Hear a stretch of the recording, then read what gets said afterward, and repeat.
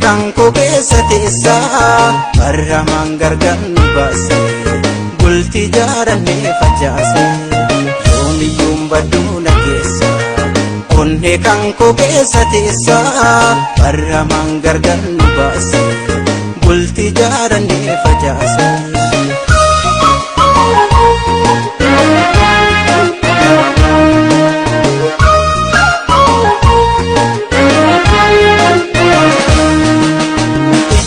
Jaalala keeti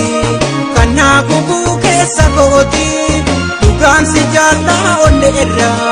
si obsu dandeenyaan gaarra keessaa koo yaadaan galiitee seenaa narraan baanaa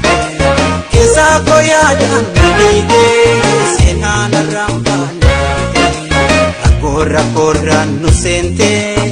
anaaf si addaan facaaftee Abbahi heddu taate jaalala kenna mancaafte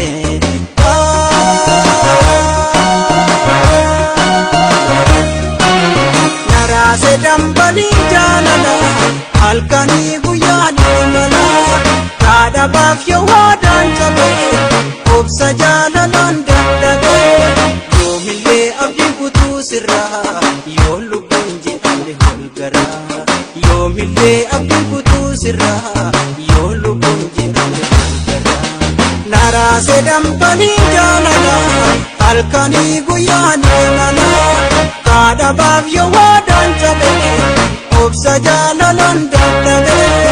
yoomillee abdii kutuu sirraa yoo lubbuun jedhamne holgaraa.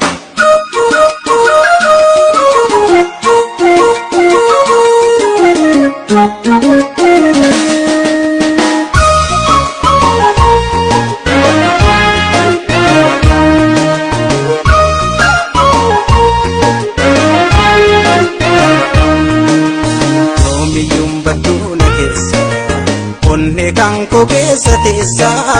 barramaan gargar nu baase bultii jaarannee facaase yoomiyyuun badduuna keessa onnee kanko keessa teessa barramaan gargar nu baase bultii jaarannee facaase.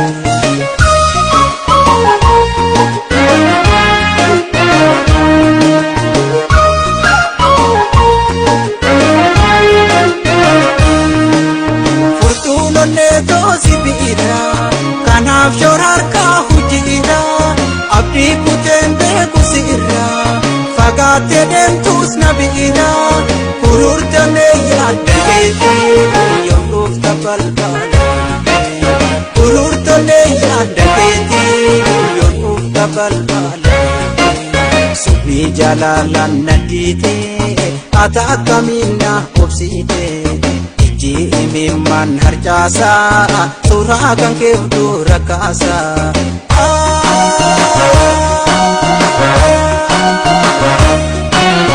jireenyi kokumaa dhaamota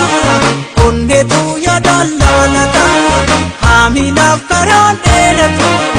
yaadarraa garaan hin boqatu ammallee abdiin kunnee sirraa yoo lubbuun jiraanne holgaraa. Ammallee abdiin kunnee sirraa yoo lubbuun jiraanne holgaraa jireenyi kokumaa dhaamota onneetu yaadaan laalata haamilaaf karaan dheeratu yaadarraa garaan hin boqatu ammallee abdiin kunnee sirraa yoo lubbuun jiraanne holgaraa ammallee abdiin kunnee sirraa